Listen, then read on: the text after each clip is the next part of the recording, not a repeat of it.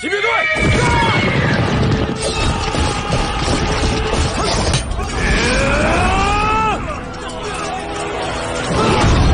！Halo semuanya, apa kabar kalian semua? Terutama buat kalian, kaum rebahan yang selalu nongkrong depan HP. Admin berdoa semoga kalian selalu baik-baik saja. Kali ini admin akan melanjutkan cerita Donghua yang berjudul Purple Reaper. Setelah di episode kemarin, Zichuan Xiu, Starling, dan Dilin telah merencanakan sesuatu untuk menyelamatkan Ge Jingxing. Lalu apakah di episode kali ini mereka berhasil menyelamatkan Ge Jingxing? Mari kita simak videonya. Alangkah baiknya sebelum kalian nonton video ini, tekan tombol subscribe terlebih dahulu agar kalian gak ketinggalan video selanjutnya. Langsung saja tanpa ngoceh-ngoceh lagi, kita masuk ke ceritanya. Yang Minghua memerintahkan Xiaolong untuk mengejar Ge Jingxing dan pasukannya. Di jalan keluar terlihat Ge Jingxing dan pasukannya. Tapi mereka dihadang oleh penjaga dan mengatakan kalau kantor komandan telah mengeluarkan perintah agar tidak ada yang diizinkan pergi hari ini. Lalu datang Xiaolong dan pasukannya yang langsung mengepung Ge Jingxing dan penjaganya. Dia mengatakan kalau Yang Minghua ingin Ge Jingxing tinggal di ibu kota selama beberapa hari lagi. Tapi Ge Jingxing tidak mau menurutinya, sehingga terjadi pertarungan di antara mereka.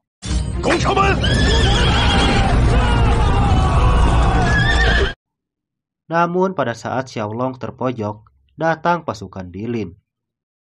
Akan tetapi mereka malah menyerang Xiaolong dan pasukannya. Yang ternyata itu adalah rencana Dilin dan kedua adiknya. Sehingga Ge Jingxing bisa pergi keluar dari ibu kota. Di sisi lain terlihat Lei Kun yang sedang memegang pedang.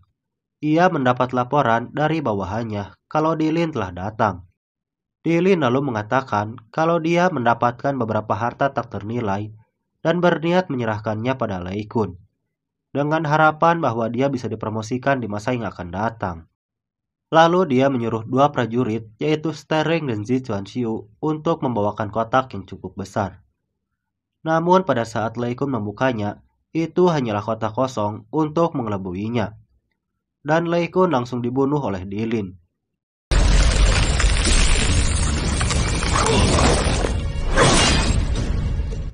Setelah Lei Kun terbunuh, Zichuan Xiu lalu mencari segel miliknya yang akan dia gunakan untuk mengendalikan pasukan pusat.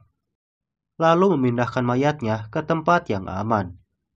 Zichuan Xiu mengatakan kalau dia sudah mengendalikan pasukan pusat, dia akan memberikan sinyal. Xin berpindah ke kediaman Zichuan.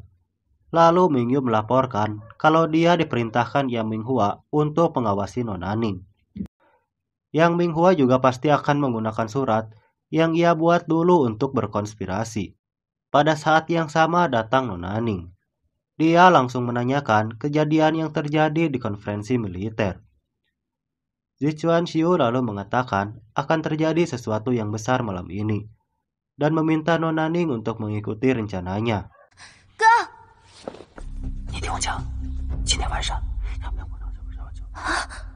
Di kantor pusat terlihat para perwira yang sedang menunggu seseorang.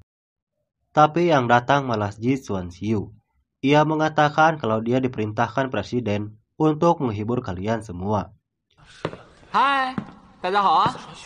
子川秀奉令来慰问大家。 Lalu pada saat Luo Jie masuk dan membawakan minuman, barang bawaannya langsung ditendang oleh si botak Gesin. Sehingga semuanya jadi berantakan. Zichuan Xiu mengatakan, apa kalian akan benar-benar melanggar perintah presiden dan melakukan sesuatu yang mengkhianati keluarga? Sehingga wakil komandan Aning memerintahkan mereka untuk duduk kembali. Gesin lalu menarik Aning dan mengatakan kalau kita tidak melakukan apapun malam ini, mereka pasti akan dihukum. Zichuan Xiu lalu mengeluarkan segel milik Lei Kun yang dia ambil sebelumnya. Dan mengatakan kalau semua pasukan pusat harus tinggal di sini.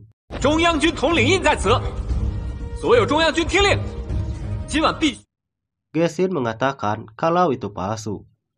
Lalu Aning memeriksanya dan mengatakan kalau itu asli. Di sisi lain, Yang Minghua dan pasukannya datang untuk memberontak dan membunuh presiden. Yang Minghua beralasan kalau dia kesini membawa kehendak dari Zichuan Yuanxing untuk mendukung Nonaning mewarisi tahta, sambil menunjukkan surat yang telah dibuat Mingyu sebelumnya.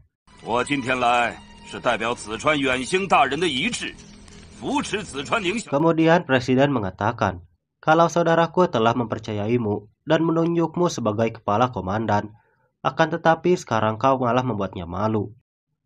Yang Minghua kembali beralasan kalau dia melakukan itu semua demi melindungi keluarga.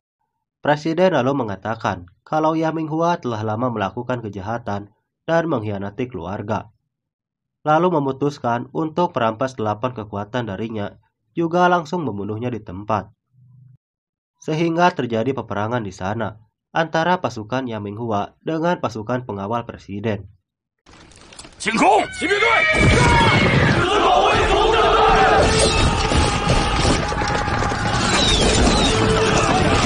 Kemudian datang Luo Minghai yang melaporkan kalau Lai Kun telah mati, sehingga membuat Yang Minghua kesal dan langsung memerintahkan Luo Minghai untuk mengambil alih pasukan pusat dan membawanya.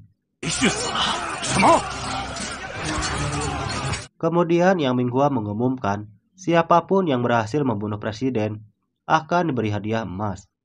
Kembali ke kantor pusat, Geishin berkata kalau Zichuan Xiu telah mencuri segel milik Lai Kun dan memerintahkan perwira untuk menyerang Zichuan Xiu, tapi tidak ada yang mau menuruti perintahnya. Kemudian Zichuan Xiu mengatakan kalau Lai Kun berencana melakukan konfrontasi dan dia diperintahkan untuk membunuhnya. Siapapun yang bertindak gegabah akan langsung dicap sebagai pengkhianat. Geishin lalu mencoba menyerang Zichuan Xiu, tapi malah dia yang tumbang.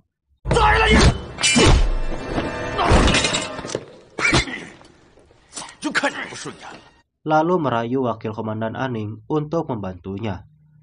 Tapi dia langsung dilumpuhkan oleh Zichuan Xiu.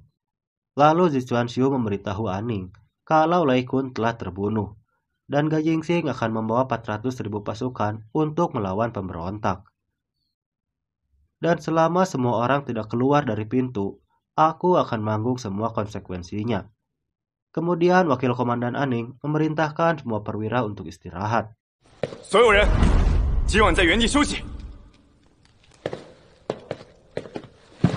Akan tetapi setelah itu, datang Luo Minghai dan pasukannya, yang membuat Zichuan Xiu panik.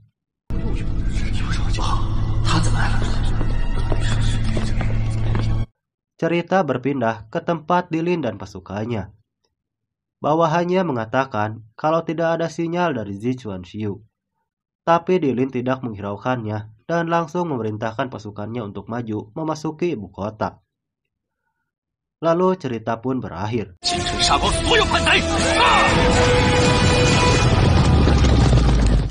Dan apa yang akan terjadi selanjutnya? Apakah Zichuan Xiu berhasil mengendalikan pasukan pusat? Saksikan kelanjutannya di part berikutnya. Nah, segitu dulu alur cerita part per episode 8 ya sob. Jika kalian suka, admin akan dengan senang hati untuk melanjutkan ceritanya. Jangan lupa tinggalkan bacotan kalian di kolom komentar, agar channel ini bisa terus berkembang. Dan sampai jumpa di video selanjutnya.